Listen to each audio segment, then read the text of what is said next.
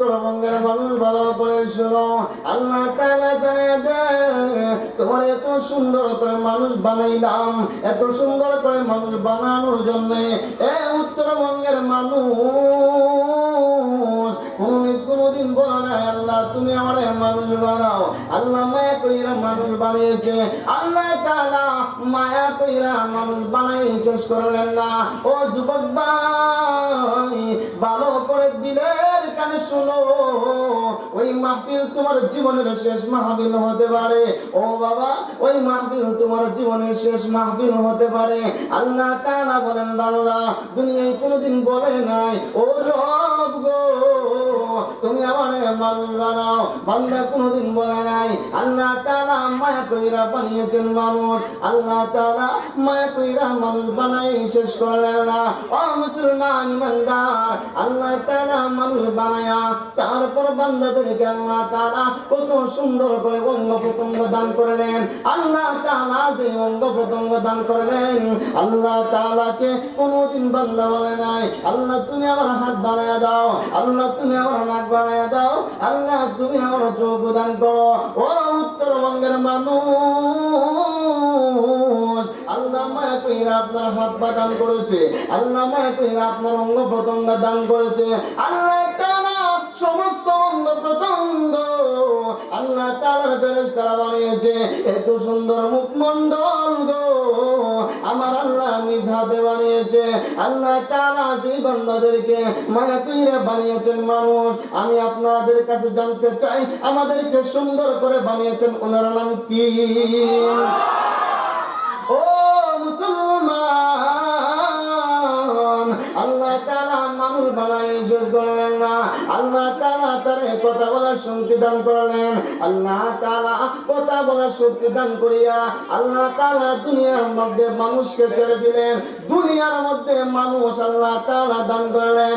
আল্লাহ তাআলা যখন দুনিয়ার মধ্যে মানুষ বানাবেন, এবার ফেরেশতারা বলে আল্লাহ তুমি মানুষ বানাও না, আল্লাহ মানুষ বানানোর কোনো প্রয়োজন নাই। রব্বুল আলামিন ওই মানুষগুলো দুনিয়ায় দ্বন্দ্ব করবে, সন্তান বাবাকে মানবে না, মেয়ে মাকে মানবে না, ছাত্র উস্তাদকে মানবে না।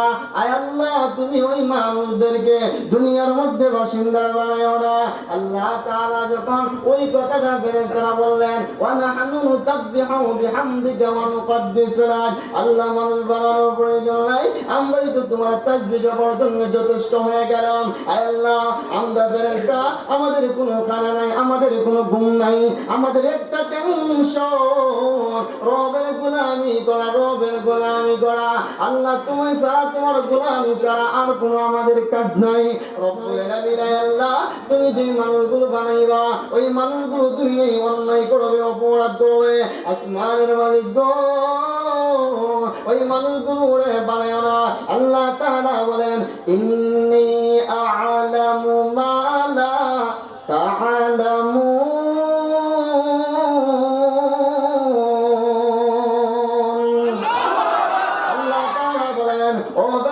নিশ্চয় নিশ্চয় আমি আল্লাহ যা জানি গো তোমরা তা জানো না, আমি আল্লাহ সব কিছুর খবর জানি।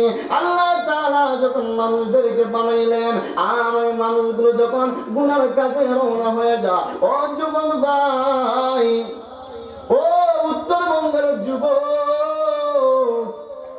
যখন তুমি গুনার কাজের মধ্যে রওনা হয়ে যাও, আমার আল্লাহ তাআলা পিছন দিয়ে ডাকে আর বলে ইয়া আইয়ুহাল ইনসান, ও মানুষ জাতির দল, ও ইনসানের দল, গুনাহ করবি না, গুনাহ করবি না, আসো আসো আসো, আমি মালিক তোমার জান্নাত দান করব, আসো আসো আসো, তোমার মাওলা তোমার এত সুন্দর হায়াত দিয়েছে, ওই মাওলার গোলামি করো। বান্দা যখন মালিকের ডাক শুনতে চায় না, আল্লাহ তাআলা বান্দাদেরকে বোঝা, ও যুবক, ও বিরুদ্ধ বাবা, ও আমার যুবক ভাইরা, তোমাদের মাকে তোমরা অত্যন্ত ভালোবাসো, আমার রবের হুকুমের হতো আল্লাহ তাআলা তোমার মার মধ্যে এত মায়া দেয় নাই, আমার রবের মধ্যে যে মায়া, তোমার মা একটা পা বানান নাই, তোমার মা জবান দেয় নাই, তোমার মা বানাটিয়ার মতো, আমার মা বানাটিয়ার মতো আমাদেরকে লালন পালন করেছে, গর্বে ধরেছে, আমাদেরকে অঙ্গ প্রত্যঙ্গ দিয়েছে, ওনার নাম কি? কর্ম দিয়েছেন, আমাদেরকে হায়াত দিয়েছেন, ওই বান্দাগুলো যখন নামাজের জন্য রওনা হয়ে যায়, ওই বান্দাগুলো যখন নামাজের জন্য রওনা হয়ে যায়, আল্লাহ রাব্বুল আলামিন ফেরেশতারা আল্লাহ রাব্বুল আলামিন তাকে আরকে বলে, আসমানের মালিক আল্লাহ, জমিনের মালিক আল্লাহ, আয় আল্লাহ তাকায়া দেখো গো, নতুন একটা মাদ্রাসা সবক উদ্বোধনের মধ্যে, জান্নাতের পরিবেশের মধ্যে, আয় আল্লাহ কত দামি দামি, আয় আল্লাহ কত সম্মানী সম্মানী, কত জনপ্রিয় নেতা ভাইয়ারা, কত যুবক ভাইয়ারা, কত মুরব্বী বাবারা, আল্লাহ তোমার বান্দারা জান্নাতের পরিবেশের মধ্যে বয়ে গেছে। আল্লাহ তাআলা তখন বলে, ও ফেরেশতা, আমার বান্দা ওই জায়গায় কি করে?